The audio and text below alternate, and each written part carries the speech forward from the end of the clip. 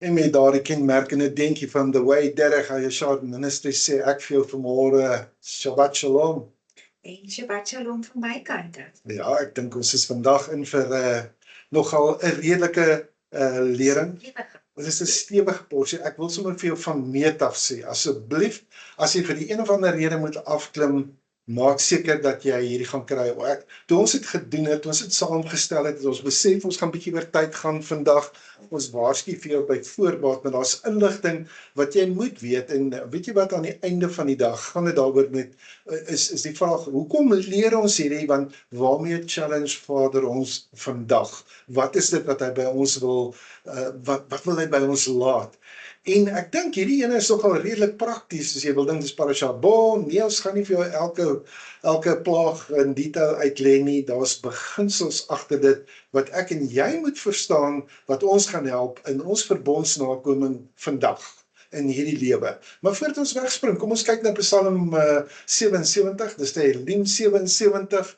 Dis die Tehillim wat saam met hierdie parasha gaan loop. Kom ons lees hom gou. Of is dit 'n lied? Dis 'n lied. Ons gaan luister dan.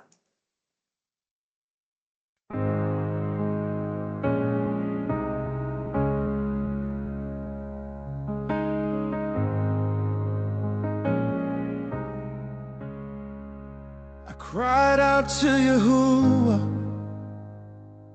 with my voice, to Elohim with my voice, and he gave ear to me. In the day of my trouble, I sought the Elohim. My hand was stretched out in the night without ceasing. My soul refused to be comforted. I remembered Yahuwah and was troubled. I complained and my spirit was overwhelmed. Will the Elohim cast off forever? And will he be favorable no more? Has his mercy ceased forever? Has his promise failed forevermore? Has Elohim forgotten to be gracious? Has he in anger shut up his tender mercy? You hold my eyelids open. I am so troubled that I cannot speak. I have considered the days of old,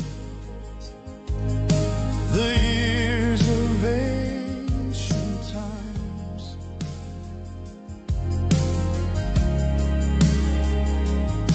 I call to remembrance my song in the night.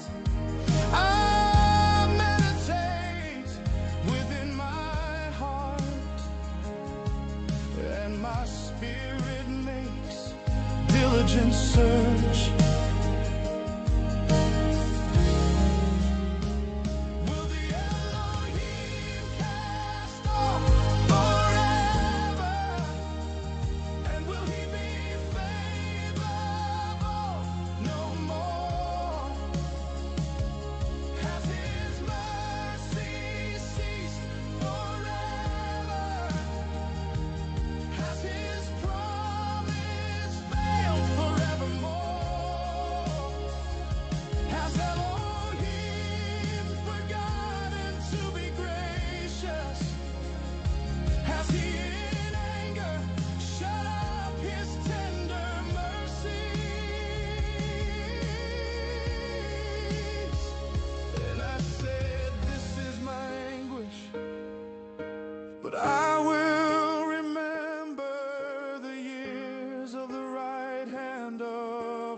Most High. I will remember the works of the Yahuwah. Surely I will remember your wonders of old. I will also... Ons parasha is bol, parasha bol, wat beteken gaan, maar eintlik meer gaan beteken, kom saam met my na Farao toe. Ons het in die verlede dit nou nogal redelik bespreek. Kom ons kyk net hoe lyk ons leesgedeelte vir hierdie week. En ja, gee maar vir ons, wat is dit, wat lees ons alles? Uit die Torah uit is dit Shemot of Exodus 10 vers 1 tot hoofstuk 13 vers 16 en uit die Haftarah is dit Jeremiah 64 vers 13 tot 28 en die Brit Hadashah of die hernieuwde verbond of soos baie dit dan nou ken, die Nuwe Testament is dit uit Lukas 22 vers 7 tot 30, Korintium Alef is 1 Korintiërs 11 vers 20 tot 34 en dan Openbaring 16 vers 1 tot 21, die korrekte naam Gazon. Ekskuus, daar het ek nou opgeslip. En dan Matityahu 2 vers 16 tot 23. Goed. So, ek dink ons gaan sommer dadelik wegspring en net gou kyk na die alias. En ek doen dit dood eenvoudig net. Weet jy, ons het nie so baie skrifte wat ons vandag insit soos wat ons 'n bespreking het nie. So kom ons kyk net na die opsomming van wat werklik in die skrif staan voordat ons met julle begin praat. Die eerste alia lyk as volg.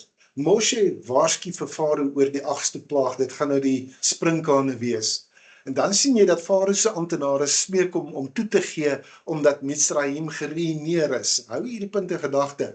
Maar Farao wil net die mans laat gaan. Moshe weier, almal moet gaan en Farao jaag hulle dan nou weg. Jou tweede plaag, jou tweede alia gaan met die sprinkane vreet Mitzrayim kaal. Farao vra om vergifnis, maar dan word hy weer hardkoppig. Dan sien ons die 9de plaag gaan volg. Dis 'n tasbare, let wel, 'n tasbare duisternis wat die Mitzraymiete verlam, maar in Goshen brand die ligte, skyn die ligte, die son skyn, alles is wonderlik daar. Sit jouself in daai prentjie. Voel jy hoe voel dit? Nee, dit is amper as ek letterlik kan daai duisternis aanvoel. Ja, jy kan voel, nee. Ons derde alia van Shemot 10 vers 24 tot 11 vers 3. Nou kom Farao, nou ons gaan nogal heel wat oor hierdie gedeelte praat. Farao sê die volk mag gaan, maar die vee moet agterbly. Moshe weier en Farao dreig hom met die dood. So Moshe kondig dan nou die finale plaag aan en dan gaan die Israeliete en hulle kry gen. Hulle kry guns en silwer by hulle bure. Ek wou so graag daaroor praat.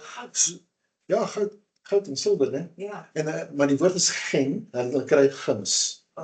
Die woord gen is guns. En dit is nou verstommend eintlik dat terwyl ons daarvan praat, is dat onthou nou, dis al 400 jaar van tevore, is dit deel van die verbond met Abraham, dat hierdie ding gaan gebeur. Ek gaan die harte van die Egiptenare of die Mitzraymiete gaan ek verander en hulle sal, Israel sal vertrek met rykdom, met dis meer, nee, al daar goed.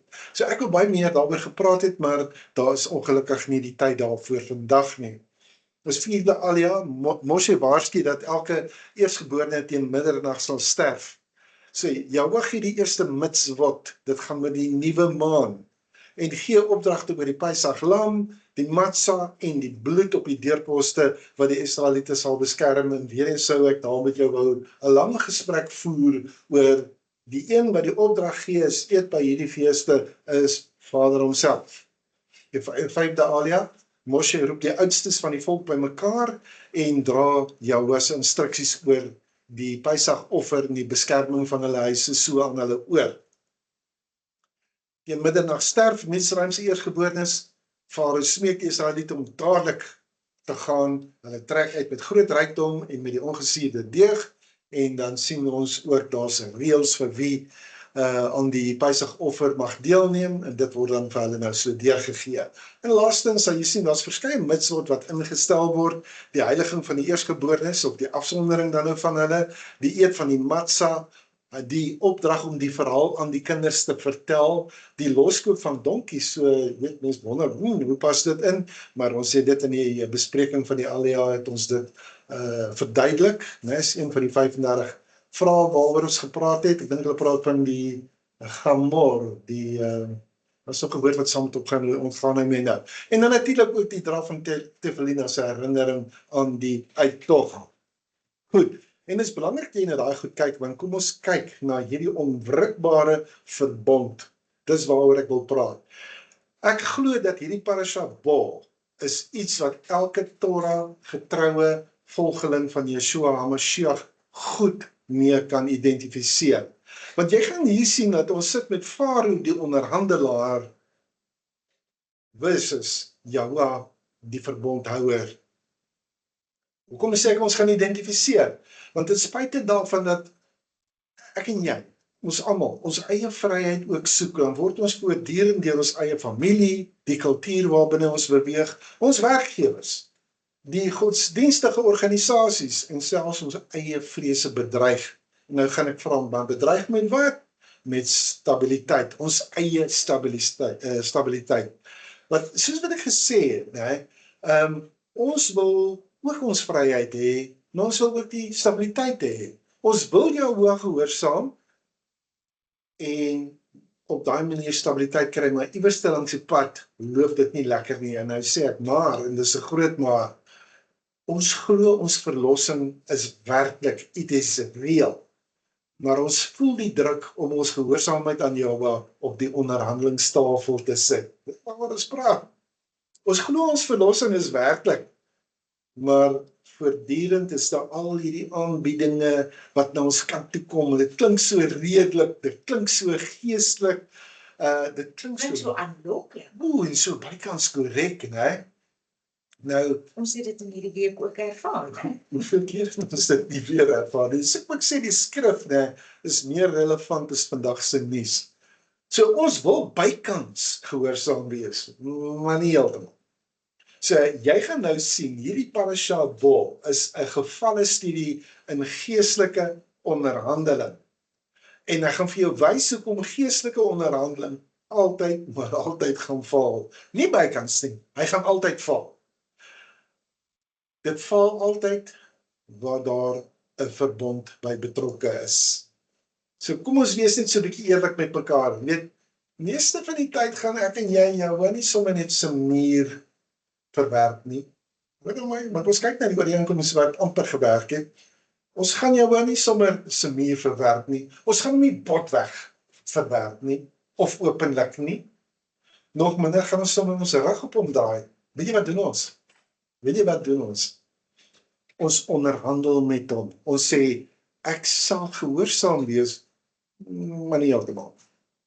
Ek sal volg, maar net nie heeltemal so openlik nie. As u nie dit so sal hou, of net dat sal dit. Ja, moet asseblief nie op my gemaksone vat nie, of moet my nie blootstel, dat almal weet ek is Torah navolgend, of so. Ek wil, niemand sal weet nie, weet, ek sal volg, solank niemand weet ek volg nie. O ja, ek sal Mitzrayim verlaat, né? Maar ek wil iets familiair net saamvat. Ag, ek wil net so 'n keepsake hê, weet, daar uit Egipte uit, maar net wat my gaan herinner, ek nou half laat dink het aan Lot se vrou, né? Sy kon net nie Sodom en Sodom los nie. En nou hoor my wat ek jou gesê het, omdat ek het nou gepraat oor Yahweh, ek sal gehoorsaam wees, ek sal volg, ek sal verlaat, maar dit is presies vir hierdie redes wat ek nou net van gepraat het, wat ek vir jou wil sê, wat wys hoe gevaarlik is Farao. Want Farao opponeer nie vir Yahweh met brute krag alleen nie. Hy doen iets baie, baie meer subtiel. Hy onderhandel. En weet nie dit, as Farao vir Yahweh teengestaan het met geweld teen Israel, sou Israel teenstand gebied het. Wanneer Farao, hoor nou my, nie Yahweh nie, wanneer Farao 'n kompromie aanbied, dan huiwer die mense. Daai aanbod van kompromis sal altyd veroorsaak dat jy gaan huiwer. En ek wil jou vandag by 'n punt bring dat huiwering moet nie deel van jou make-up wees nie. Hoor nou wat ek sê.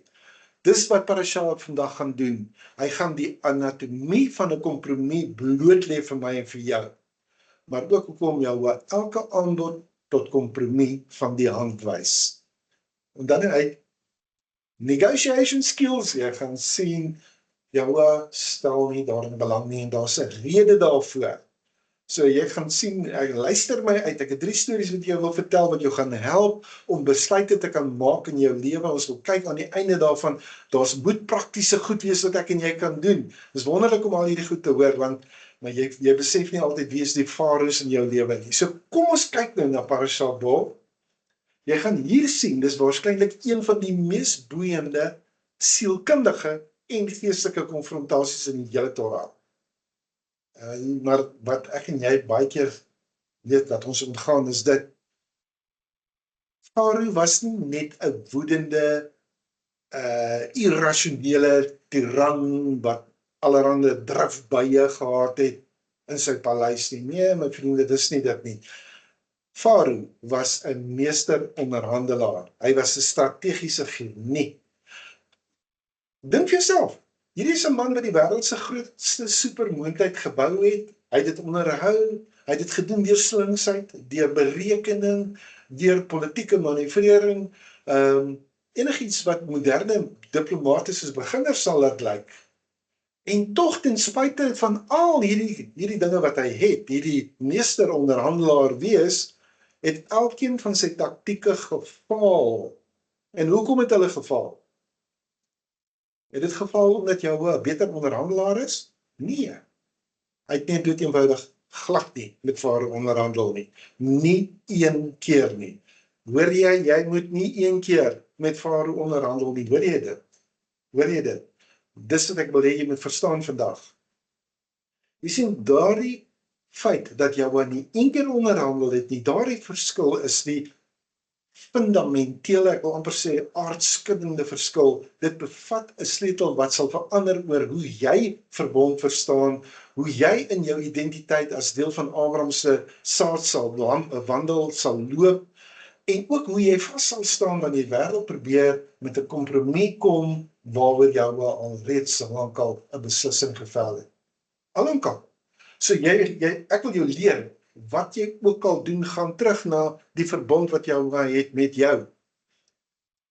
Jy moet jouself afvra of jy dalk 'n lewe leef waar jy jou probeer in 'n onderhandeling indwing. Net soos wat Farao dit probeer doen het. En dit, wanneer die koning van die heelal alreeds besluit het, sy woord staan vas, en sy woord bo sy naam verhef, sê die Psalm, so weet net, nee, hy gaan nie afwyk nie. Maar kom ons kyk of dit is wat die skrif eintlik vir ons vertel.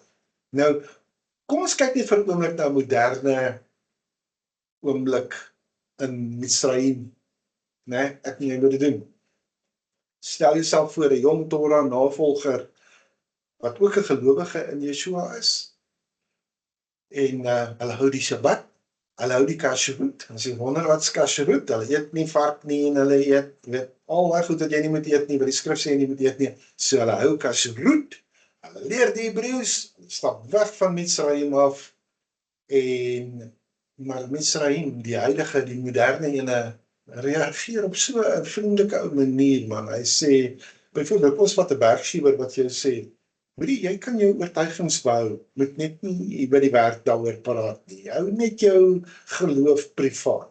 Of wat van familie wat sê, nee, ons respekteer jou geloof, moet net nie so ekstreem of so radikaal wees nie. Pas op vir daai ekstreme, hoor, daai uiterstes moet nie te Torah gehoorsaam wees nie. Of wat nou van, as dit kom by die akkommodering van die kultuur, weet, dan het jy ook die situasie waar die gemeente sê, ons is lief vir die Torah. Nee, jy moet net nie so ver vat nie, wees net so 'n bietjie redelik met jou oortuigings. Kan jy sien, Farao se aanslag is amper, wil ek sê, net soos wat die wêreld se aanslag is. Dit is nie so vyandig nie, dit is nie noodwendig so gewelddadig nie. Nee, dit klink redelik. Dit beroep dit, of hulle maak aanspraak op redelikheid. En dit is Farao se beste taktiek. En Parasha Bo wys ons presies hoe dit werk. Nou kom ons kyk na Farao se onderhandelingsstrategie. Hou die hele tyd in jou agterkop die onwrikbare verbond van Jawel. Wat beteken onwrikbaar? Ek gaan nie al uit nie. Dis dit. Dis onwrikbaar. Ek beweeg nie van dit wat ek reeds gesê het, beweeg nie weg nie. Jy gaan ook sien dat Farao onderhandel nie net 'n enkele keer nie. Hy doen dit in sulke fases. En elkeen van daai aanbiedinge van hom klink meer vrygewig as die vorige ene.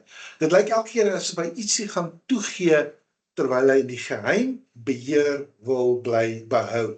Hou net, en ek het nou nie dit nou laas vanmôre met jou bespreek nie, maar besef jy dat dit heeltemal te doen met hierdie controlling, manipulating, dominating spirit, nee. As iemand 'n beheer oor jou het, wat jy gaan agterkom wat nie van die Vader af is nie, weet net, 'n beheergees is iewerster, is 'n sterk man, hy is daar iewerster in die agtergrond besig om vir jou gas te gee. Goed, so wat wil Farao doen? Hy wil in die geheim in beheer bly. Ek sê nou vir jou, Farao het die boek oor negotiation skills geskryf, en toe ek hierdie prentjie van die internet afhaal, as jy daar heel bo gaan kyk, net daar bo, dan kom dit nou nogal uit die een of ander Egiptiese organisasie van hulle af, en ek kon net nie help weet om te dink dat dit is nou weet om die ironie daarin te sien. Okay, Farao het die boek oor negotiation skills geskryf, en nou gaan ek vir jou gou-gou sê wat is die aanbiedinge wat hy nou na ons kant toe bring. Ek moet teruggaan na Parasha Vayera toe ook natuurlik, en dit gaan vir jou half klink asof ek net so 'n bietjie rondspring, want die eerste taktiek het ek eintlik gevat hier so uit Shemot 10 uit, so jy gaan sien, hulle gaan so 'n klein bietjie rondspring, maar moenie de mekaar raak nie, luister by wat ons vir jou sê. Kyk wat is sy heel eerste offer wat hy vir die aanbod wat hy vir Moshe hulle gee. Hy sê, offer tot julle Elohim, maar bly in die land.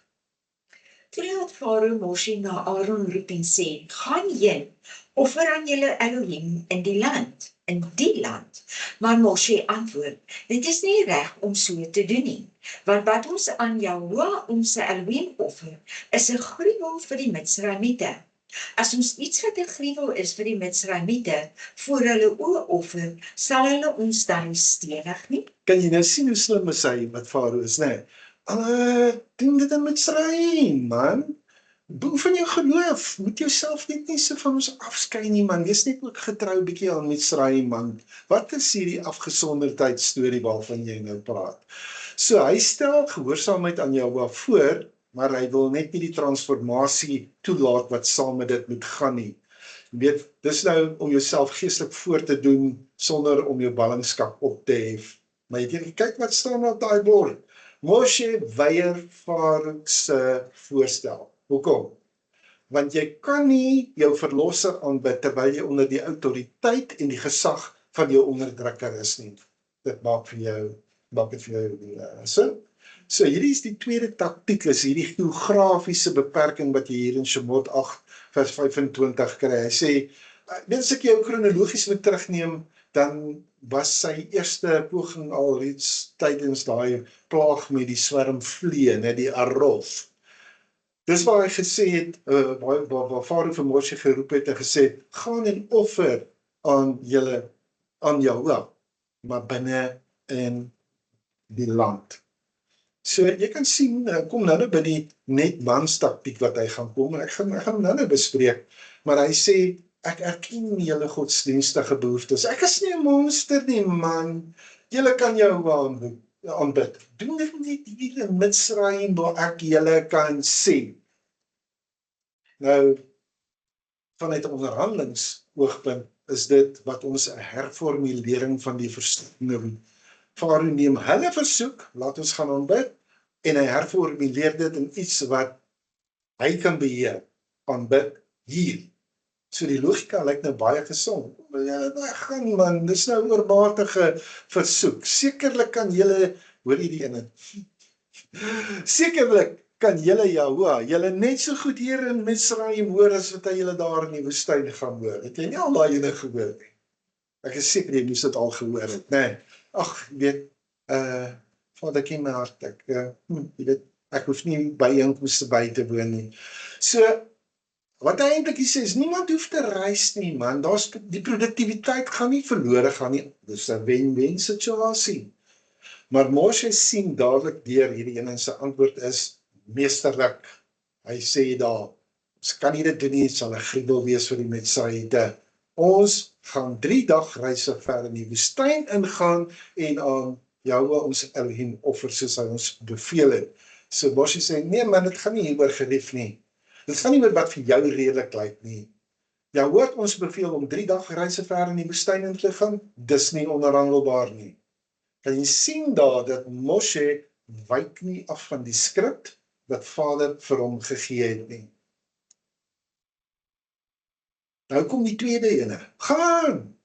Net nie so ver nie.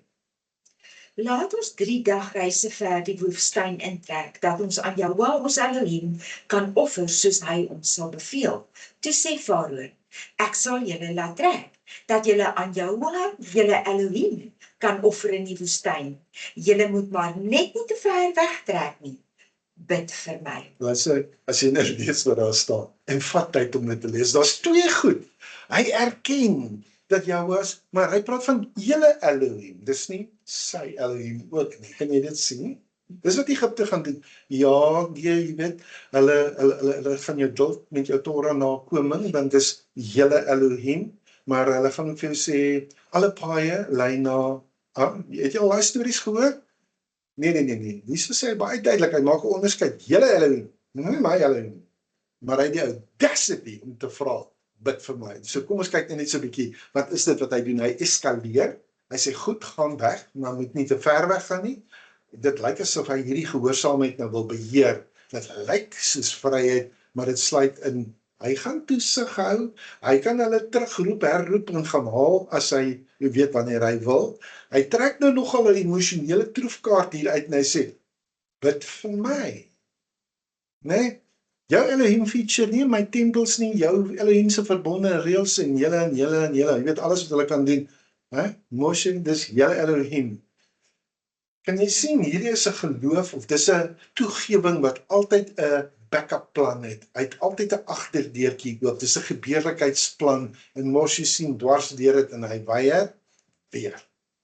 Kom ons kyk na die derde taktiek. Wel, dis eintlik die derde taktiek hierdie, want ek gaan nou 'n bietjie terugspring weer na taktiek 1 toe kom eers daar in Shemot 10 het ek gesê. Hier is nou die afstandskompromie wat hy sê. So Farao, hy's 'n baie vaardige onderhandelaar, hy gee nie op nie. Hy sê onmiddellik, ek gaan julle toelaat om in die woestyn aan julle Elohim te gaan offer, maar moenie ver gaan nie, bid vir my. So kan jy sien hoe lyk hierdie gesofistikeerde sielkunde wat hy gebruik. Hy lyk asof hy die hoofpunt toe, ja, julle kan woestyn toe gaan. Hy gee toe op daai hoofpunt.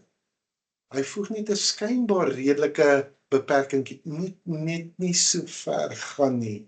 So hy skep nou hier nogal, ek moes lag oor hierdie ene, hy skep 'n verhoudingsdinamika. Bid julle vir my. Nou is ons kollegas, ons is vennote, julle bid mos nou vir my. Nee, julle sal terugkom, want ons het mos nou 'n verhouding. Kan jy sien, hy behou uiteindelike beheer. Nie baie ver nie, beteken binne bereik, binne die moontlikheid van militêre terugverkryging. Dit is nou wat die onderhandelaars sal noem, hulle noem dit die Batna-proses, die beste alternatief vir 'n onderhandelde ooreenkoms. Dis wat Farao hier doen. Hy wil verseker dat selfs as hulle weggaan, dan kan hy hulle met geweld terugbring. Net soos wat hy probeer doen het met die Rooi See, né? Hou in gedagte, dit is presies wat hy eintlik doen. Maar weer eens kan jy sien, Moshe raak nie betrokke binne hierdie raamwerk nie. Hy bespreek nie met hom, wel hoe ver is te ver, of hoe ver is nie te ver nie, jy weet, hy doen niks daarvan nie. Hy gee vir Farao net die skrip wat Jahwe hom gegee het, die ononderhandelbare skrip, en dit is 3 dagreise in die mond van Elohim. Dis wat hy doen. So ek het jy nou teruggeneem na hierdie kronologiese poging wat ons sê, ek dink hier is 'n herhaling, né? So hy erken hulle godsdienstige behoeftes. So kom ons sê nou net gou, wat sê hy met die derde ene? Dis die een wat eintlik taktiek nommer 1 is, né? Net die manne kan gaan. Shemot 10 vers 11. Met ons jong mense en ons ou mense, met ons seuns en ons dogters, met ons kleinvee en ons beeste wil ons gaan, want ons wil 'n fees vir Jahwe hou. Toe sê hy vir hulle, mag Jahwe so met julle wees as wat ek julle en julle kinders sal laat trek. Pas op want julle het 'n verkeerde ding voor oë. Nie so nie. Gaan dan julle manne en dien Jahwe, want dit het julle verlang. En hulle het hulle van Farao af weggedryf. Elohim kan offer in die woestyn. Julle moet maar net nie te ver wegtrek nie. Bid vir my. Okay, kan jy nou sien wat is hy besig om te doen? Dit is absoluut om gehoorsaamheid aan Jahwe te beheer. Farao wil jou gehoorsaamheid aan Jahwe wil hy beheer. Klink dit bekend? Klink dit nou iets waarvan ons praat? Kan jy sien wat doen hy? Hy teiken die toekoms van Israel. Laat die manne gaan, los die kinders hier. Kan jy sien hoe wil hy eintlik die hele konsep van die kontinuïteit oordra aan die nageslag? Hoe wil hy dit vernietig? Dis 'n vernietige, dis 'n Familie vernietig. heeltemal, hy wil die ding verwoes, né? So dis nou die aanbod waarmee hy kom, dat die volwassenes hulle geestelikheid kan gaan beoefen sonder dat hulle dit aan die kinders kan oordra, né? Dit gaan oor 'n geloof sonder 'n erfenis en dis nie in die verbond nie, né? Van Abraham na Jitsak, van Jitsak na Jakob, dis altyd die erfenis. En ek en jy is ook volgens Galasiërs 3:29 is ons die erfgename van die belofte. So dit is wat Farao doen, is hy wil jou erfenis wil hy kortwiek eintlik daar. En weer eens is Moshe se antwoord maar redelik eisig. Met oud en jonk sal ons gaan. Jy moet vra waarom dring Moshe daarop aan. Jy sien 'n verbond werk oor multigenerasies. Met ander woorde van Abraham na Jitsak, na Jakob, na die 12, na hulle kinders, na my en jou vandag. Dit moet oorgaan op die volgende geslag. En nee, jy kan sien, dis wat Farao wil doen. Dis okay, julle kan sit aan Torah doen, maar net nie dat julle kinders se doen nie, ons stop daai Torah nakoming net hier. So hierdie is eintlik die eerste taktiek waarmee hy vorendag gekom het. Weet, net nadat daai plaag van die sprinkane aangekondig is, dan maak hy mos sy eerste skuif. Hy roep dan nou weer vir Moshe en Aaron terug en hy sê vir hulle, gaan dien julle Elohim, gaan dien Jahwe. Maar wie van julle gaan presies gaan? En dis hoekom Moshe dan nou sê, ons en ons oues, ons jonges en ons oues, met ons seuns en ons dogters, met ons kleinvee, kan jy sien, hy sluit alles in. Hy hou niks terug nie. En kyk wat is Farao besig om te doen. Dis letterlik 'n handboek onderhandeling. Jahwe sal met julle wees as ek ooit jou en jou kleintjies laat gaan. Kyk, julle het 'n bose voorneme in julle gedagte. Nee, laat net die manne gaan en Jahwe dien, aangesien dit is wat jy wil hê. Is briljant, is dit nie? Maar Farao lyk asof hy gee wat hulle gevra het, toestem. Hy lyk asof hy so inskikkelik is, nee. Maar dan voeg hy daar beperking by dat net die mans kan gaan. So kan jy sien dit. Sy aanbod lyk vrygewig. Ek laat toe om julle Jahwe te aanbid. Wat wil julle nog hê? Dit verseker dat hulle sal terugkom, want geen man sal sy vrou en sy kinders verlaat en so die gesinne dien as die waarborg. Hulle is eintlik die gijslaers dan. Die derde ding wat Sy sekuriteit. dis sy sekuriteit. Kan jy sien, hy kan net nie laat gaan nie. Hy dink daar's 'n fleksiteit in hierdie hele ding. Hy behou die beheer, hy behou die arbeidsmag en dis hoe hy dit doen. En dan is die ander ding wat hy doen is hy toets hulle vasberadenheid. Is julle regtig ernstig oor hierdie aanbidding of is dit nou maar net 'n verskoning om te ontsnap? Jy sien, dit is wat ons in onderhandelingsteorie 'n gedeeltelike toegewing noem of wat hulle noem 'n salami taktiek. Hy sny 'n stukkie van die salami af terwyl hy eintlik die essensiële element daarvan vir jouself bly behou. Het jy opgemerk? Moshe maak nie 'n teenantwoord nie. Hy sê nie, okay, hoe omtrent die mans en die ouer seuns nie. Hy probeer nie opwaarts met Farao in sy posisie onderhandel nie. As jy in 'n verbond is, onderhandel jy nie. Jy vervul of die verbond of jy doen dit nie. Moshe is in verbond. Hy is nie besig om ooreenkoms met Farao te beding nie. Dis bitter belangrik dat jy hierdie stap. Kom ons kyk na die 4de een. Gaan, sê hy. Dis in Shemot 10 vers 24. Los met die vee. Maar al die kinders van Israel het lig in hulle woonplekke gehad.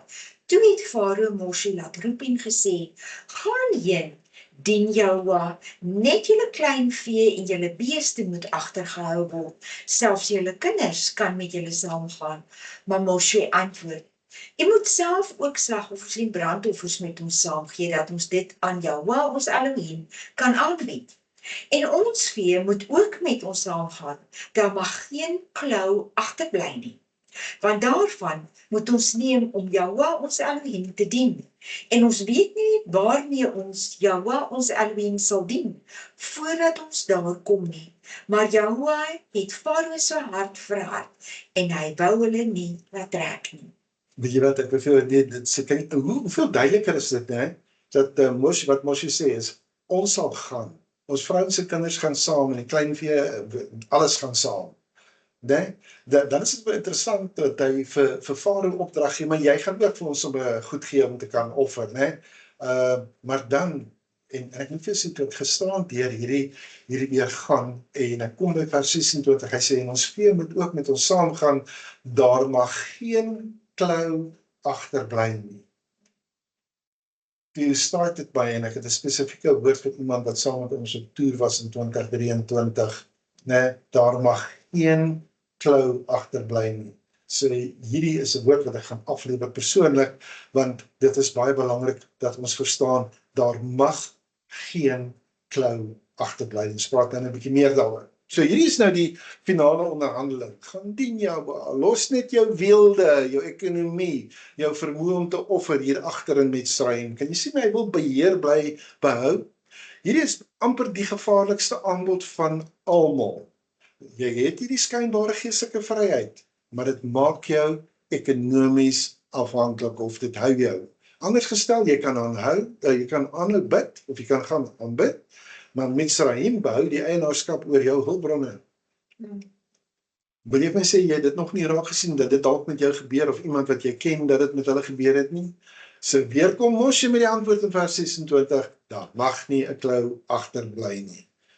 Daardie woorde, daar mag nie 'n klou agterbly nie, beëindig enige leverage wat Farao gedink het, hy het net dat, die laaste. So hier is eintlik die 4de taktiek, né? So hy wil hulle ekonomiese gijslaars maak. Né? Hy dink dat sy finale, hy wat Farao is, hy dink dat sy finale aanbod is baie vrygewig. Kan dien jou, net die kleinvee en die beeste moet julle los. Dit is 'n endgame, soos hulle dit noem. Hy sê, goed, julle het gewen, vat julle gesinne, vat almal, gaan net, los net julle vee, los net julle rykdom hier agter. En so, jy wil amper sê, vanuit 'n ekonomiese oogpunt lyk dit dan redelik. Julle kry julle vryheid, julle kry julle gesinne, ek hou net die diere. Kom ons wees eerlik, jy weet, waarskynlik is die diere eintlik tog maar myne, jy weet, as jy so daarna wil kyk, want julle slawe en julle behoort aan my.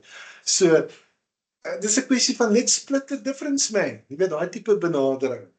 Elke kant gee ietsie op. Elke kant kry ietsie. Nee, wen-wen. Dis 'n klassieke kompromie wat hy hier voorstel. Maar daar's 'n dieper en 'n meer verderflike laag waarna ek en jy moet kyk, want sonder hulle kleinvee en hulle beeste het Israel geen offer om aan Jahwa te bring nie. Hulle het geen middele tot ekonomiese oorlewing in die woestyn nie. Sal hulle gedwing word om binne enkele weke weer terug te keer na Mitzrayim toe. En dan wen Farao sonder dat dit lyk asof hy wen. Kan jy sien die skaakmat situasie wat hy hierso instel en is vermom as 'n kompromie. En weer eens kom Moshe en hy sê, absoluut nee. Jy moet self ook vir ons offers en brandoffers verskaf om aan Jahwa ons Elohim op te offer. Ons eie vee sal ook saam met ons gaan, nie een hoef sal agterbly nie. Nou, dit is baie belangrik hierdie, dat ons nou, weet die grondslag hier lê, want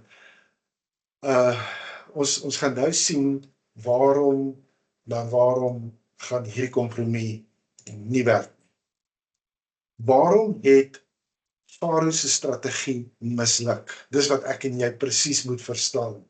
Hy het nie misluk, Farao se strategie het nie misluk, omdat hy wreed was nie. Kyk, hy was wreed, moenie fout maak nie. Maar dit was nie die enigste rede vir sy mislukking nie. Wat is die rede wat hy misluk het? Hy het verbond misverstaan. Onthou jy ek het verlede week nog al 'n punt gemaak daarvan om vir jou te sê 'n nuwe farao het opgestaan wat Josef nie geken het nie en wat dit eintlik beteken is hulle skryf die geskiedenis wat hulle pas. Wel hier het jy dit. Hy probeer die geskiedenis herskryf. Hy probeer dink jy hy het waarskynlik geweet wat is die verbond wat Vader Jahwe het met Abraham, met Isak en met Jakob? Natuurlik, né? En ja, hy is slim genoeg want hy wil hulle in die slawerny, in die bondage wil hy hulle hou. Maar jy sien, wanneer jy begin om die verbond wat Vader het te herskryf, dan gaan jy opeindig as die een wat misverstaan wat daardie verbond beteken. Farao dog verlossing is onderhandelbaar. Dink jy net vir 'n oomblik daaroor? Dink jy verlossing is onderhandelbaar? Maar jy gaan sien, Jahwe daarenteen, hy gaan kom en hy gaan sy regsposisie bekend maak rakende verlossing. So, die eerste punt wat ek wil maak is Jahwe het nie net gereageer nie. Hy was besig met 'n uitvoering van sy eie regsposisie. Dis regtig 'n baie beslissende, 'n deurslaggewende punt wat ek en jy moet verstaan. Dat Jahwe nie besig was om sy eie strategie aan te pas as gevolg van Farao se gedrag nie. Jahwe was besig om 'n vooraf bestaande eed uit te voer. Dit klink so, ek sal julle uitlei, ek sal julle verlos, ek sal julle as my volk aanneem. Dit gaan 'n paar keer kom, wat beteken dit alles? Kom ons kyk hierso, wat vat hy dit verder? Hy sê, hierdie is verklaringe wat ek aan Abraham, Isak en Jakob gemaak het. Mitzrayim is nie die hoofsaak in hierdie verhaal nie. Farao is nie die hoofantagonis nie, hy is nie die hoofsteenstander hier nie, hy is nie eers die hoofkarakter hier nie, al wil hy homself in die posisie insert, soos hulle sal sê. Farao wil dat dit klink asof dit oor hom gaan, dit doen nie, dit gaan oor Jahwe, dit gaan oor die Avot, die vaders, Abraham, Isak en Jakob, dit gaan oor die verbond. Mitzrayim, Egipte, is net die instrument en word deur Jahwe gebruik om sy kinders voor te berei vir hulle in besitneming van hulle verbondserfenis. Hierdie verbondsland onder die koninkryk van Elohim om 'n lig vir die nasies te wees. So die verbond wat hy met die Avot, met die Vader sê, was en sal altyd die verbond wees as die heersende autoriteit. So hierdie nuwe ooreenkoms wat Farao hier probeer insit, dit gaan nou net nie werk. Dis nie aan nie. So kan jy sien dat Farao was besig om die verkeerde party te onderhandel. Dis wat hy gedink het, en dis wat die wêreld ook dink hulle kan doen. Dis presies wat hulle kan doen. Jy sien, die verbond is nie 'n onderhandelingstafel nie. In die antieke nabye Ooste was verbonde nie net blote gesprekke of ek glo by kop nie. Dit was en is bindende regsrealiteite. Jahwe het reeds met die eed gesweer dat die land aan Abraham se nageslag sal behoort. Hy het reeds sy volk geïdentifiseer en gedefinieer en hy het reeds die uitslag bepaal. As jy net wil gaan kyk wat staan in Bereshit 15. Ja, hulle gaan vir 400 jaar gaan hulle verdruk word en dan gaan hulle uitbeweeg. So, dit is al reeds honderde jare terug is die uitslag al reeds bepaal. En Jahwe sê, hoe moet ek dit verander? Ek gaan dit nie verander nie. Farao het op 'n aanname gewerk. Hy het gedink daar's fleksibiliteit in hierdie hele verhouding wat hy met Israel het, wat glad nie bestaan het nie. Sien jy die beginsel wat ek vir jou probeer gee? Jy kan nie heronderhandel op iets waar Jahwe al reeds bygesweer het nie. Ek gee vir julle hierdie land. Vir jou en jou nageslag en hulle gaan wees soos die sterre van die hemel en die sand van die see. En dis hoekom jy verbond moet ken, mense. Dis hoekom ons moet weet daar's 'n bloedverbond en 'n soutverbond en 'n skoenverbond en 'n huweliksverbond en ons moet weet daar's 'n verbond wat hy gaan hulle nou hier uit hierdie land uitvat en hy gaan hulle sien na hier toe vat en hy gaan hierdie verbond en die terme daarvan vir hulle mooi hard en duidelik bekend maak. Hy gaan hulle van hierdie fisiese ongeestelikheid gaan hy hulle ophef en hulle vat na 'n plek toe waar hulle fisies ook geestelik is. By die berg Sinaï. Jy gaan moet ophou wat nou vorentoe gaan kom, hoor. So ons weet, Farao het die volgende gehad, hy het 'n weermag gehad, hy het 'n ekonomie gehad, hy het 'n kultuur gehad, hy het 'n infrastruktuur gehad, hy het 'n teologie gehad, hy het 'n wat ook al, maar hy het mag en autoriteit met mekaar verwar. Want alhoewel hy miskien mag gehad het, wat is dit wat Jahwe gehad het? Jahwe het die wettige reg, hy het die voorvaderlike verbond, hy het die morele gesag, hy het die beheer, hy het mag. Ek dink wat jy moet sien is, mag is 'n ding wat iemand gaan hê wat hy mee wil dreig, maar hy verstaan nie regtig die autoriteit nie. Jy gaan sien, Farao gaan smeek. Hy smeek in hierdie hele storie. Jahwe raak net dood eenvoudig nie emosioneel betrokke by dit nie. Glad nie. Ek het 'n verbond, ek gaan dit daar kom, dis dit. So ek dink is 'n baie gevaarlike aanname wat ek en jy kan maak as ons sê Jahwe kon onderhandel het. Maar dan moet jy vra, waarom het hy geweier om te onderhandel? Jy sien, want hy het nie dood eenvoudig verkies om nie te onderhandel nie. Jahwe kan nie 'n verbond wat reeds gesluit en bekragtig is, kan hy nie weer oor gaan heronderhandel, sonder om sy eie naam skade aan te doen en geweld aan te doen nie. As jy gaan kyk na Bereshit 15, en ek het amper hierdie skrif gememoriseer, in teen son onder, het Abraham in 'n diepe slaap verval, en daar het 'n brandende oond en 'n vurige lamp tussen hierdie stukke vleis deurgegaan. Onthou, die vleis is die diere en die voëls, alles is in 2 stukke verdeel, die bloed was daar. Die enigste een wat in letterlik, jy kan amper sien, daai syfer 8 deur daai stukke beweeg het, was Jahwe homself. Jahwe was die een wat in die bloed gestaan het. Abraham was nie daar, hy het geslaap. Gaan kyk mooi daarna. So Hebreërs 6 sê dan ook vir jou, dis waar hy die verbondsterme bekragtig het, wat beteken dat as, omdat hy by niemand anders te kan sweer nie, sweer hy by homself, nee, mag so met hom gedoen word, as hy nie hierdie verbond hou nie. So, kan jy sien, die verbond wat Jahwe is, wat hy met die vaders aangegaan het, dis nie vir blote gerief nie, dit het gegaan oor getrouheid. En as Jahwe dan nou met Farao moet onderhandel, dan sou die vaders sy eer geskend wees, hy sou sy eie naam onstabiel maak, en dan raak verlossing voorwaardelik. En dis die probleem wat ek het met die Nuwe Testamentiese kerk vandag, want hulle maak asof hierdie nie meer van toepassing is nie, en tog is dit iets wat Yeshua homself nie net geleer en geleef het nie, hy het dit toegepas en vir sy volgelinge geleer. Met ander woorde, die verbond met Abraham, Jitsak en Jakob is nog steeds van toepassing. En Vader sal nooit daarvan afwyk nie, nie vir Farao nie vir enige iemand anders daarna, wat wil probeer om daai verbond wat met die vaders gesluit is, tot nie te maak nie. So as enige iemand vir jou sê, daardie verbond bestaan nie, dit is oud, hy is afgeleef, weet jy wat, daardie persoon weet dood eenvoudig net nie waarvan hy praat nie. Jahwe doen ook nie gedeeltelike verlossings nie. Hy bevry nie selektief nie. Sy verlossing is nie simbolies nie. Goed, so ek en jy gaan moet kyk hier na die profetiese beeld wat ons hier uit gaan kry. En hierdie gaan nou daaroor vir my en vir jou wat Yeshua as die Messias volg terwyl ons Torah gehoorsaam en getrou bly.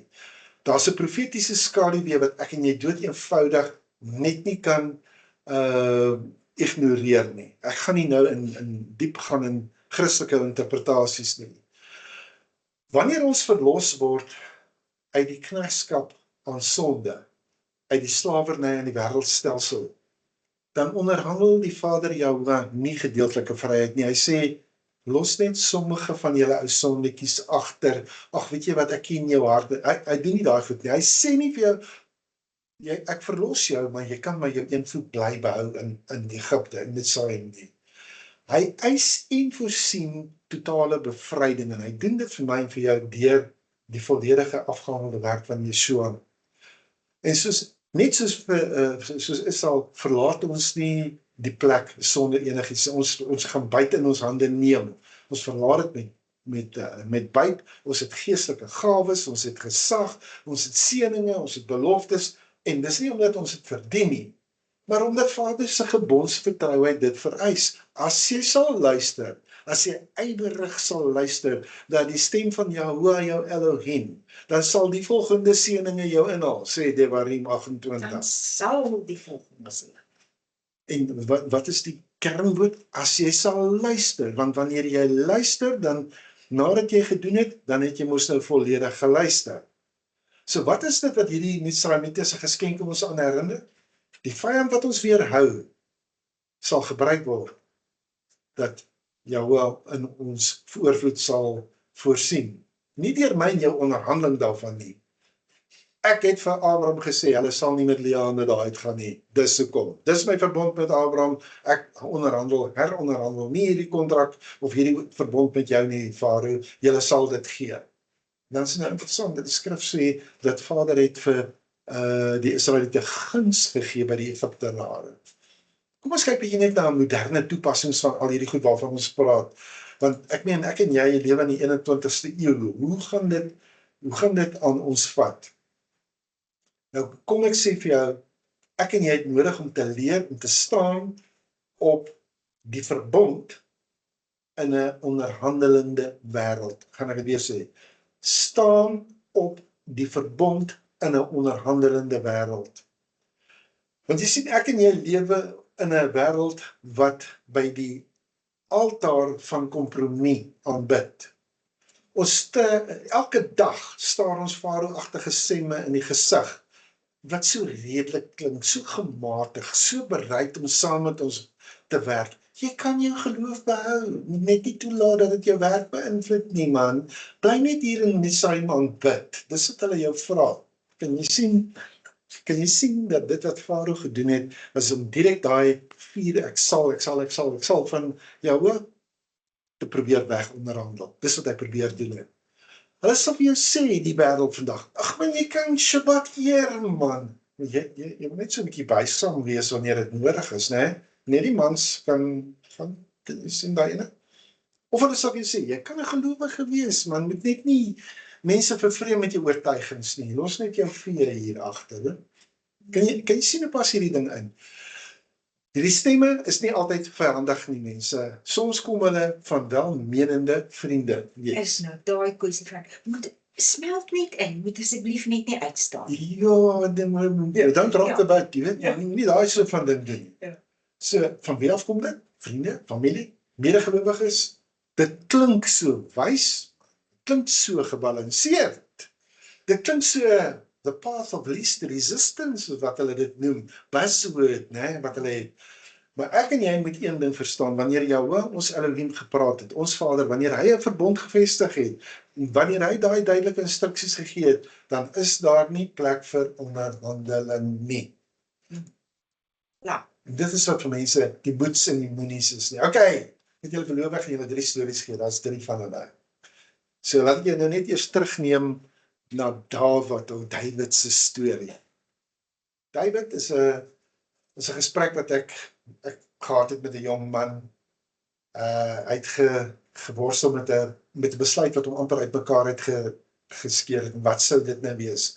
Hy het vir my kom sê, hy het sy droompos is vir hom aangebied. Die salaris is uitsonderlik, die geleentheid vir bevordering is eindeloos. Maar Rabbi, weet ek nie mense vir my sê Rabbi nie, maar jy kry ouens wat dit doen. Hy het vir my gesê, hulle het gesê, hulle is bereid om buigsaam te wees. Miskien kan ek net 'n paar ure op die Shabbat werk. Miskien kan ek die tyd gedurende die week inhaal. Jy weet, hulle is so redelik. Sou dit dan nou onwys wees van my om nee te sê en nie te onderhandel nie? Is dit nie nogal ekstreem nie vir hulle? My antwoord aan hom was dit eenvoudig. David, toe Jahoua die Shabbat ingestel het, het hy 'n onderhandelingsklasie daarin gehad. Dis nou 'n goeie plek om te sê, laat stop and think about it.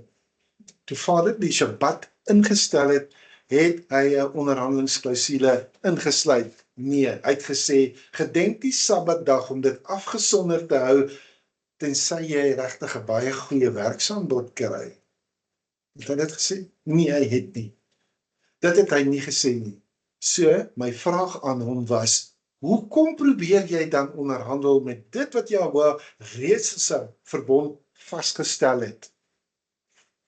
Nou, daai gesprek het nogal my gedagtes weer klink terwyl ek hierdie lering voorberei het. Want wat tussen Farao en Moshe gebeur het, dit was nie 'n ou konfrontasie tussen 'n Egiptiese koning en 'n Hebreëse profeet nie. Dit was en bly 'n meesterklas in die verstaan van die verskil tussen menslike onderhandeling en 'n goddelike verbond.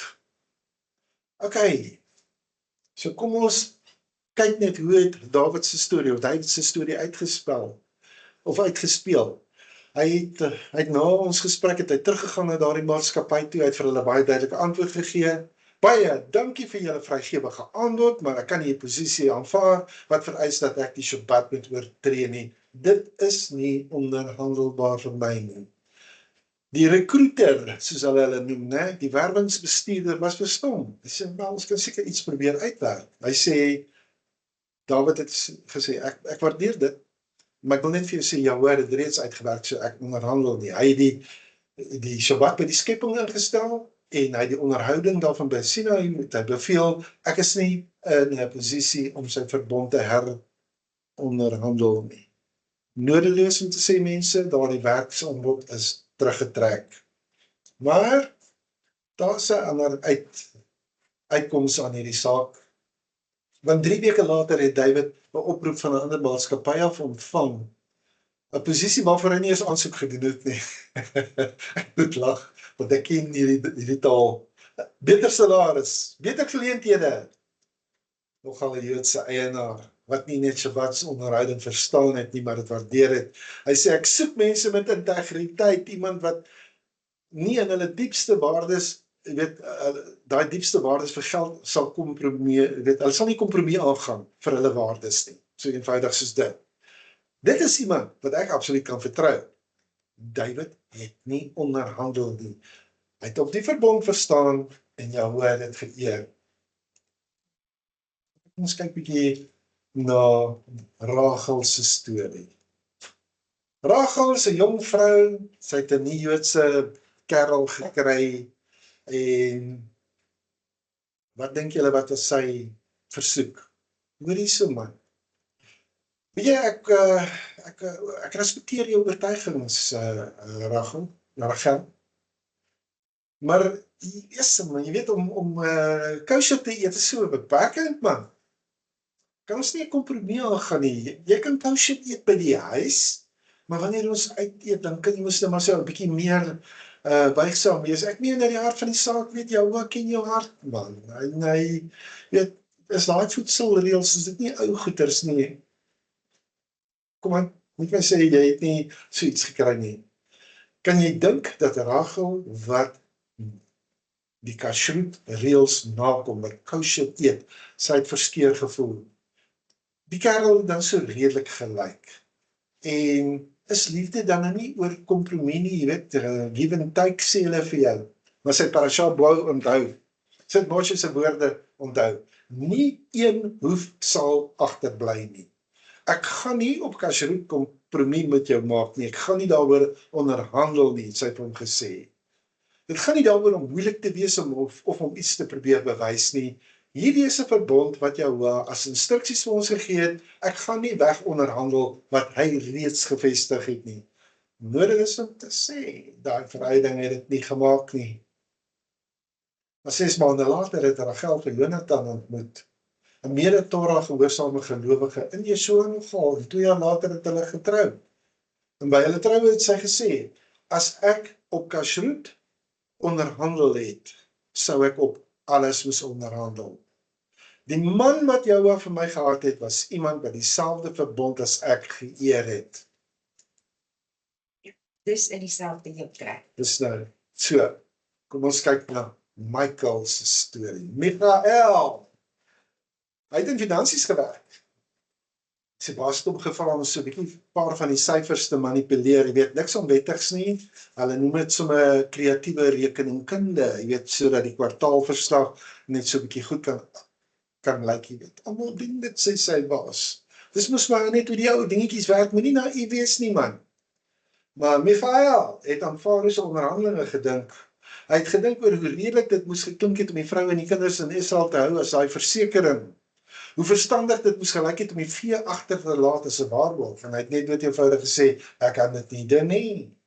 Dit oortree die beginsel van eerlike gewigte en maatstawwe wat die Torah van my vereis. Ek verstaan hoe dit in die algemene praktyk werk, maar ek gaan nie op my integriteit kompromie maak nie, my ou.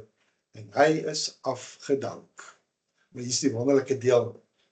Die volgende maatskappy waar hy 'n onderhoud gevoer het en hulle vertel het hoekom hy sy vorige posisie verlaat het. Het veroorsaak dat die CEO van die company so half teruggeleun het en gesê het, ons het na iemand met presies daardie soort karakter gesoek. Wanneer kan jy begin? Sien jy hierdie patroon? Wanneer jy weier om op verbondsbeginsels te onderhandel, maak Jahoua vir jou deure oop wat geen mens kan toemaak nie.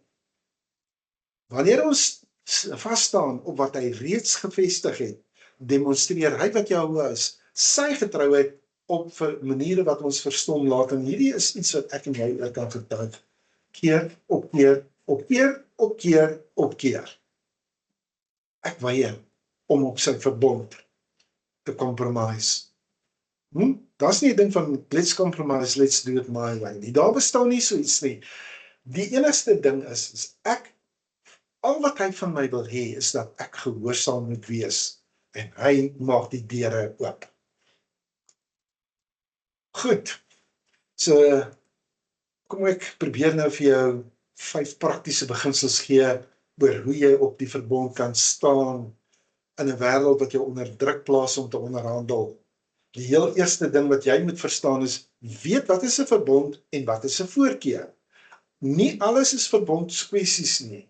Jy hoor vir ons duidelike instruksies in die Torah gegee, maar hy het ook vir ons wysheid en vryheid gegee in baie areas. Verbondskwessies is die waar Jahoua baie duidelik gepraat het. Gaan nie compromise op Shabbat, op kosher, op seksuele reinheid nie, of eerlike besigheidstransaksies nie, of om vir die kwesbare mense in ons gemeenskap weet om nie vir hulle te sorg nie. Ek gaan nie daarop compromise nie. Ek gaan ook nie op die Levitikus 23, die Vayikra 23 feeste, die vasgestelde tye, die Moedim, ek gaan nie daarop enigstens compromise nie, want Jahoua het dit bepaal, dit het uit sy mond uitgekom. Maar nou gee my vrou, maar waar is die voorkeursake waar ek en jy vryheid het? Wel, Vader sê nie vir ons watter aanbiddingsmusiek ons moet gebruik nie. Hy gee vir ons die vryheid om daai musiek te gaan soek en om te aanbid. Hy gee vir ons die vryheid om of in Hebreëus of in Afrikaans te bid. Hoe uitgebrei jou Shabbat maaltye is, dit hang van jou af. Solank as wat jy sy naam, sy volk, sy land en sy reëls gehoorsaam binne in dit, kan jy enigiets doen. Daar's 'n voorkeur seker oor met wie jy eintlik omgaan. Nee, en ons het daai les het ons baie duur geleer al. Watter mense laat jy toe in jou gemeenskap? En ek wil tog vir jou die waarskuwing uitgooi. Moenie voorkeure of jy nou kersse moet aansteek of nie moet aansteek en of jy weet Hoe jy dit moet doen. Ja, moenie daai voorkeure, moenie dit as 'n verbond behandel nie. Maar jy moet ook nie die verbond as 'n voorkeur behandel. Verstaan vir my baie mooi. So kom ons gaan aan. Kom ons kyk nou nog waarna kan ons kyk as ons op die verbond wil staan. Jy kan verwag dat jy, omdat jy op die verbond staan, dat jy teenstand en weerstand gaan kry, maar jy moet dit oegenaamd nie akkommodeer nie. Die verwag dat die wêreld jou sal weerstaan. Onthou nou Farao se 4 onderhandelingstaktieke. Dis vandag nog steeds in werking. Kom ek gee dit net weer opsomming. Hy vra van jou gedeeltelike gehoorsaamheid, kan jy nie net dit doen nie. Hy vra van jou beperkte toepassing, wel net binne in hierdie konteks. Hy vra van jou beheerde grense, moenie so ernstig alles opneem nie. Hy gee vir jou ekonomiese druk, jy sal alles verloor, né? Kan jy sien? Wanneer hierdie stemme kom, herken hulle vir wat hulle is. Pogings om te heronderhandel wat Jahoua alreeds in jou guns beslis het. Die derde punt. Jy moet niks regverdig nie. Moshe het niks geregverdig nie. Stel net jou eie posisie. Het jy gesien, Moshe het nooit 'n lang teologiese debatte met Farao beland nie. Hy het net eenvoudig gesê wat Jahoua gesê het.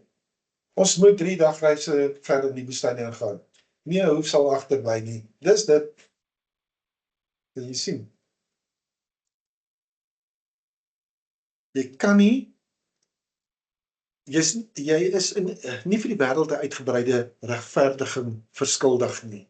Jy hoef nie, verstaan jy, dis wat hulle doen, is hulle wil jou kry om by 'n punt te kom waar hulle vir jou kan sê, ja, maar jy wil nie net op daai ou puntjie toegee of daai puntjie toegee nie. Moenie dit doen nie, moenie dit doen nie. Staan daar vas. Ek werk nie op Sabbat nie, sorry Pel.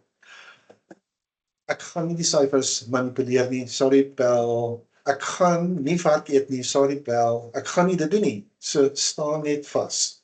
Jou 4de punt is, jy moet Jehovah se voorsiening vertrou.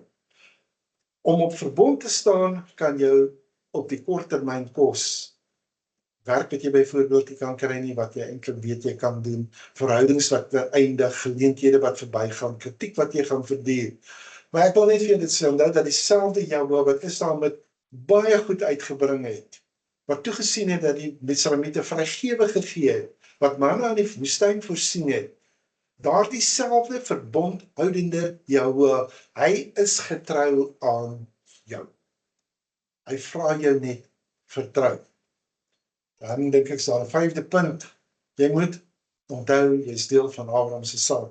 Dis krities. Jou standpunt gaan nie net oor jou nie. Wanneer jy weier om op Vader se verbond met jou te onderhandel, dan bevestig jy dat jy dieselfde beloftes het wat hy aan Abraham, Isak en Jakob gemaak het. Jy verklaar, ek is deel van 'n verbondsvolk. Wat Jehovah aan my vaders beloof het, sal hy in my lewe vervul. Ek hoef nie te onderhandel nie, omdat hy alreeds my die uitkoms gewaarborg het. Right? Maak dit sin? Nou, ek wil vir jou sê, Yeshua, ek wil 'n bietjie praat oor Yeshua ook in hierdie. Vir ons as gelowiges in Yeshua is daar ook 'n dieper laag. Yeshua self het hierdie beginsel van verbondsvertrouheid sonder kompromie het hy beliggaam. Jy sien toe hy na die woestyn ingaan, toe kom Satan en hy bied vir 'n paar dingetjies aan oor te onder. Ag man, kom ons onderhandel oor hierdie. Buig net eentjie voor my man en jy sal al die koninkryk kry, hè? Los net jou klein vee, so sê hy. Ag, spring net hierso van hierdie tempel af en man, Jesus bewys vir ons jou was aan jou vang. Kan jy sien, hy sê, kom aanbid hierso in Mitzrayim. Verander net hierdie klippe in brood, man, en bevredig jou honger. Met die mans kan gaan. Kan jy sien wat het Satan gedoen? Hy, elke versoeking was 'n onderhandeling.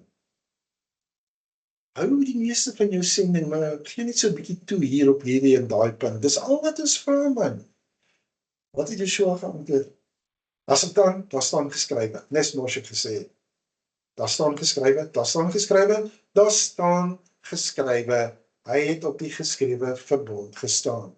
Geen hoef het agtergebly nie. Sy gehoorsaamheid was nie gedeeltelik nie. Sy oorgawe was nie onderhandel nie. Sy toewyding aan Vader se wil was nie onderhewig aan enige kompromie nie. En as gevolg van daardie absolute getrouheid aan die verbond wat Vader gemaak met Abraham, Isak en Jakob, is ons uit knegskap uitgehaal, uit sonde uitgebring met groot rykdom, geestelike seëning. Ons is aangeneem as seuns en dogters. Ons het 'n erfenis in die wêreld wat kom. As gevolg van dit in Yeshua gedoen het. So, net voor ons klaarmaak. Call to action gaan hulle dit noem. Jy het 'n oomblik om te besluit wat jy besluite moet neem. Want jy sien, jy kan, en ek sê julle vriende, mishpucha. Julle kan hierdie lering verlaat. Jy kan terugkeer na 'n wêreld wat verbond nie verstaan nie. Jy kan terugkeer na die wêreld wat die kompromie aanbid. Jy kan dink, jy kan teruggaan na 'n wêreld wat dink alles is onderhandelbaar. Jy sal jou eie varo's in die gesig staar, werkgewers wat net wil hê buigsaam wees, vriende wat dink jy's ekstreem, familielede wat jou onder druk gaan plaas om net redelik te wees. Jy gaan finansiële druk doen, dit is een wat almal tref. Gaan jy ervaar wat vleis ag net hierdie een keer en jy gaan moet besluit, gaan ek onderhandel of gaan ek op die verbond staan? En laat my duidelik wees wat ek nie sê nie. Ek sê nie jy moet hart of liefdeloos wees nie, ek sê nie jy moet sonder genade wees nie. Ek wil nie jy moet onbuigsaam wees oor sake van persoonlike voorkeur nie. Ek sê ook nie jy moet jouself isoleer van almal wat nie jou oortuigings deel nie. Wat ek wel sê is dit, wanneer Jahua duidelik gepraat het, wanneer hy verbond gevestig het, wanneer hy spesifieke instruksies gegee het, is daar nie plek vir onderhandel nie. So wat gaan ek jou voorstel om te doen? Wat ek wil hê jy moet doen is gaan kyk bietjie hierdie week en identifiseer die plekke waar jy onderhandel. Waar onderhandel jy tans op die verbond? Wees eerlik met jouself. Met Shabbat onderhouding, met kosher eet dalk, seksuele onreinheid dalk, besigheidsetiek, praat jy die waarheid so effens snaaks? Gaan jy vreemd om met die waarheid? Skryf daardie goed neer en noem hulle. En dan ondersoek jy daai area waar jy 'n kompromie gemaak het, gaan na die Torah toe, vind uit wat Jahua werklik gesê het, nie dit wat kultureel vir jou gemaklik is of redelik lyk nie, maar wat hy in die verbond gevestig het. En dan maak jy 'n Moshe-verklaring. Daai area, nie een hoef sal agterbly nie. Ek gaan nie met jou onderhandel nie, Farao, oor hierdie punt nie. Ek sal nie in Mitzrayim aanbid in hierdie area nie. Ek gaan die volle afstand gaan wat Jahua vir my vereis het. Ek gaan nie halfpad stop nie. Ek verwag in die uitkoms, die gevolg wat Jahua bepaal het om dit te kry, want dis die moeilikste deel. As jy op verbond staan, gaan die gevolge in die gesig staan. Werk mag verlore gaan, verhoudings mag eindig. Geleenthede mag verbygaan, maar onthou net dit. Dieselfde Jahua wat Israel met baie goed uitgebring het. Was daai selfde Jahua wat getrou is aan jou, hy sal voorsien, hy sal 'n manier vind, hy sal jou getrouheid aan die verbond sal hy eer. Die laaste ding wat jy gaan vra om te doen is, wat ook al jou, waar jy ook al kom, deel jou standpunt, moet dit nie alleen doen nie. Skryf jy ten minste een persoon, een ander persoon, iemand in die gemeenskap, iemand wat jy vertrou, 'n familielid, en vertel hulle, ek kies om op die verbond te staan op hierdie area, en ek het nodig dat jy my verantwoordbaar hou, want saam is ek en jy sterk, want saam is ek en jy deel van Abraham se saad, ons staan saam.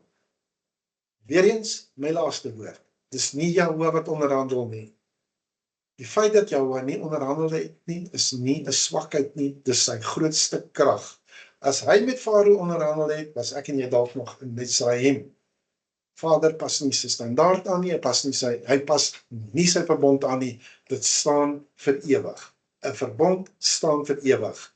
Enige verbond wat by hierdie verbond gevoeg word, bou op die fondasie van daai ene, bou op die fondasie van daai ene, bou op die fondasie van daai ene. Kom ek vat dit anderste. Die verbond met Adam. Vader het die verbond met Noag bo op dit gebou. Hy het die verbond met Abraham bo op dit gebou. Hy het die verbond met Jitsak bo op dit gebou. Hy het die verbond met Jakob bo op dit gebou. Die verbond wat hy neergepen het via Moshe by Sinai, het hy bo op dit gebou. Die verbond met David het hy bo op dit gebou. Die verbond wat ek en jy in Yeshua het, is bo op dit gebou. Die fondasie is een en dieselfde, niks het verander nie, hy het net dit uitgebrei, sodat ek en jy dit baie duidelik kan verstaan.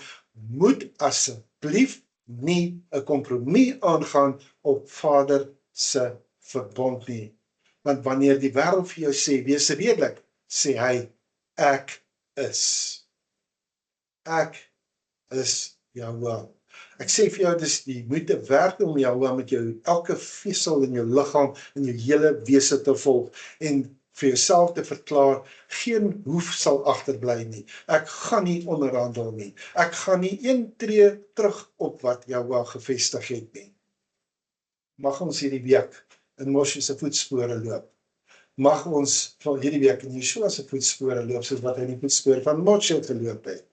Mag ons vertrou in die getrouheid van Jahua, wat verbond as ewig bly behou.